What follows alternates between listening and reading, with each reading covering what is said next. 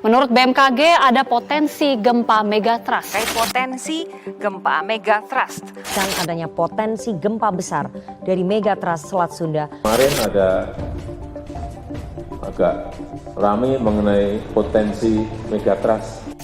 Indonesia terletak di antara pertemuan lempeng Indo-Australia, Eurasia, dan Pasifik. Karena sifat lempeng yang selalu bergerak, gak aneh jika Indonesia sering dilanda gempa. Dampak yang paling bahaya gempa bumi megatrust. Gempa bumi ini gak cuma nimbulin guncangan di darat, tapi juga mampu hasilkan gelombang tsunami. Gimana sih gempa bumi megatrust ini bisa terjadi?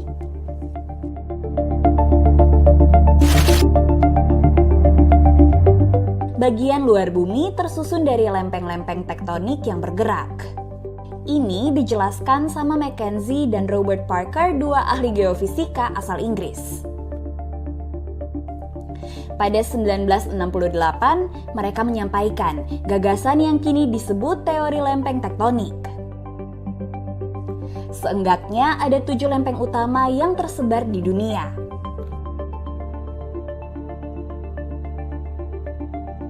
Permukaan lempeng bisa berupa benua atau juga samudra yang bergerak secara perlahan selama jutaan tahun.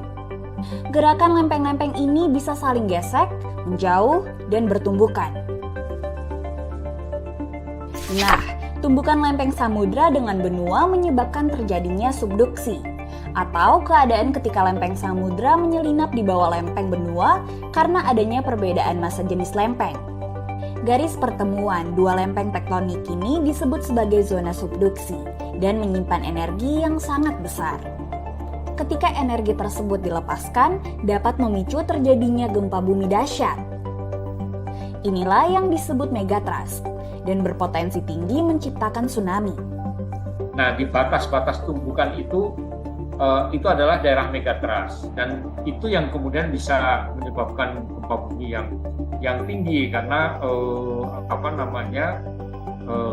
bidang kontaknya luas dan kemudian itu subduksi terus gitu ratusan tahun kan terkumpul di sana.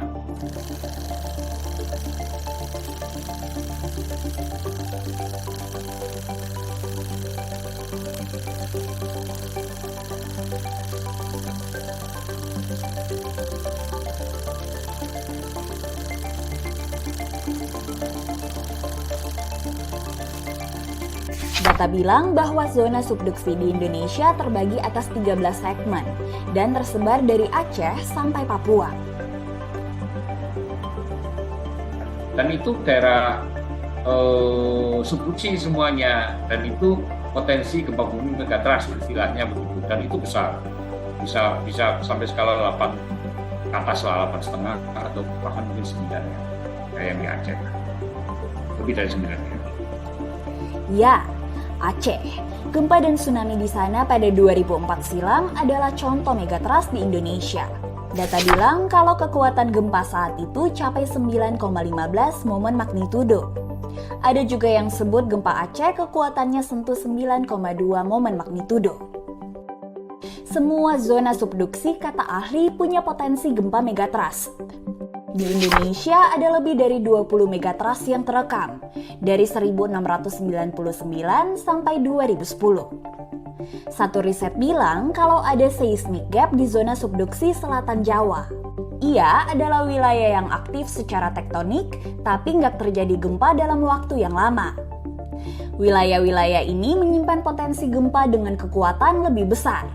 Nah, banyak faktor, belum tentu juga itu dia seismik, ada potensi seismik belum tentu juga. Mungkin memang struktur tanahnya yang tidak kemudian tidak bisa menimbulkan gempa kan gitu. Tapi secara umum bisa dikatakan, loh ini ada gempa yang masih belum lepas, ini tersimpan kan gitu. Sehingga kita sebut sebagai seismic gap, ada gap. Karena ada beberapa kejadian di tempat lain, gap tadi diperkirakan dan kemudian memang terjadi gempa kan gitu kan, mengisi gap itu kan gitu. Itu ada beberapa kajian, ada papernya saya forward juga lewat WA. Salah satu kajian kegempaan yang dikirim yakni mengenai zona seismic gap di selatan Jawa dan Bali. Setidaknya ada 3 wilayah, yaitu di selatan Sunda, selatan Jawa, dan selatan Bali. Sudah lebih dari 400 tahun gak ada aktivitas tektonik yang signifikan di 3 lokasi tadi. Ahli geologi Hindia Belanda Alfred Wichmann mencatat bahwa terjadi 2 gempa besar pada 1584 sampai 1586. Untuk zona subduksi selatan Sunda tercatat pada 1699 dan 1780 dengan kekuatan 8,5 momen magnitudo.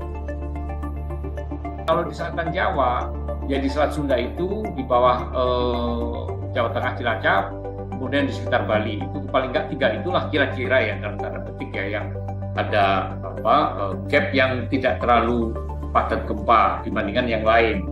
Makanya kita berspekulasi bahwa itu mungkin yang kemungkinan akan ada aktivitas ya dalam waktu yang tidak terlalu lama juga pun tanda petik ya.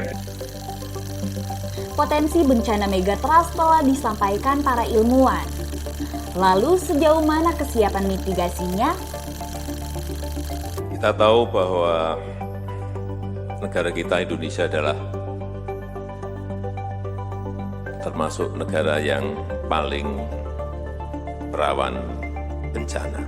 Kita tahu semuanya dan ini harus kita berikan pemahaman, kesadaran kepada masyarakat, kepada rakyat kita. Kalau saya bilang sih, kalau gempa megatrust mungkin kita belum siap ya. Saya harus mengatakannya demikian. Karena yang contoh-contoh gempa dengan sesar yang ada di darat, yang relatif jauh lebih kecil, itu juga kita masih banyak kedodoran kan di sana sini kan gitu kan. Makanya kalau bicara tentang megatrust itu udah sangat luar biasa, besar sekali goncangannya dan kesiapannya sampai di mana itu yang bolak-balik saya sampaikan di media bahwa kita mesti siap dengan potensi gempa bumi dan tsunami pada skala yang ekstrim gitu, yang skala yang megatrust, yang magnitudo 8, lebih dari 8, 8,5 atau 9 seperti yang di Aceh atau di Jepang kan gitu.